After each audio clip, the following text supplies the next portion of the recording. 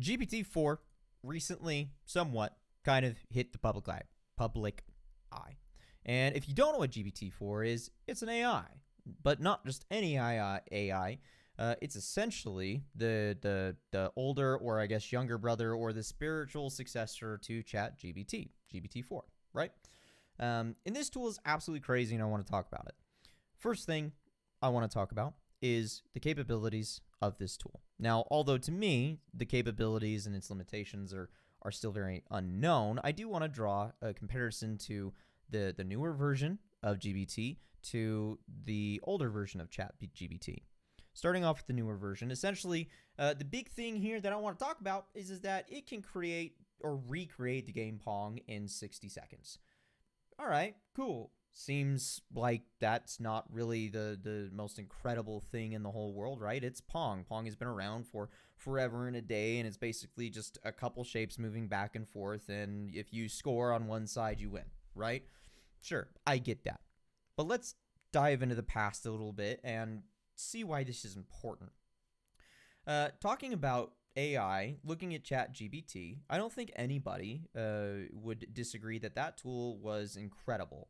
In that not only did it create a lot of controversy, but also, I mean, it could basically almost do anything that you wanted. It could get you into a university if you wanted. It could get you an A triple plus on your homework if you wanted. It could write code for you, simple code. Formulas for Excel and Google. It could write stories for you. I mean, shit. Even South Park did an episode on ChatGPT and how it can save relationships, right? And although I don't know how true that would actually be for most people, I think it's safe to say that most people know that tool is very powerful. Now, this is important, right? Because if you think about ChatGPT and its capabilities, one of the things that it wasn't really great at was doing things on the first try. So, for example, if you asked the original tool to build Pong, the game for you, it wouldn't be able to do it on the first go. You'd have to add, it would build I guess you could say, a support structure, and then you'd have to add clarification, and then it would take some time to understand that clarification. However, over a few steps, eventually ChatGPT would get there, right? This new tool, again, can recreate the game Pong in 60 seconds. One command, one try, every time, no bugs, no issues, flawless. And that's absolutely crazy, right? So again, seemingly simple, I guess you could say, execution of a build, but compared to what it was capable of doing before to now, that's a massive leap in, I guess you could say, efficiency. So let's compare that leap to maybe some other things, right?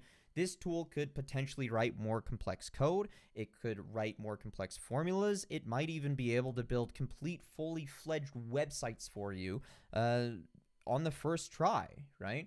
And this is going to make a massive impact in a lot of different industries. And I think that a lot of people have been thinking about this for a while, right? I think it's important that we talk about just what we're going to be looking at in probably the next few 8 years as it relates to AI. And I've seen a lot of videos recently of people posting AI and, having fun with it. And I think that's great. I do. Because it is fun. However, taking a step back and looking at the bigger picture, I wonder how things are going to end up in the next couple of years, right? You can be whoever you want. You can sound like whoever you want. You can be wherever you want. You can build whatever you want. AI is a tool that can literally build an entire different life for you, and no one would know the difference. And that technology is getting stronger every single day. My background specifically is call centers. I've been working in call centers for a very long time, leadership management, as a representative and everything else in between. And when this tool, GPT-4, kind of first started making its headway, one of the things that I originally thought about was Google making their, weird phone AI system. And I don't know if anybody remembers this, but essentially Google put an AI into a phone system at a hair salon, and people would call that hair salon and make appointments, and they would have no idea that they're talking to a robot, right? Or a non-person. And so when you think about just, the disruption level of something, or the disruption level that AI is going to have in a lot of industries, call centers is one of the biggest ones that I think about, right? Imagine having an AI that is so perfectly well built to mimic human emotion and empathy and everything else in between, that you just basically put that onto a hard drive or whatever else, and it just answers your phone calls for you. It always makes the most optimal, logical choice, for the customer and the business, and there's never a reason or a need to have a real person answer a phone call for your company again. And it's cheaper to do that as well, in the long run at least, right? To me, it's a little bit wild. Anyways, so my prediction is this: the next 3 years, AI is going to take over the world. The president's going to be AI. All of our favorite actors are going to be AI. All of our best friends are going to be AI. And basically nothing's going to be real. And we may not be living in the Matrix now, but AI will definitely make it so we are, basically, right? I mean, that's where we're at. AI is going to put us in the Matrix. I'm calling it. And that's what it is.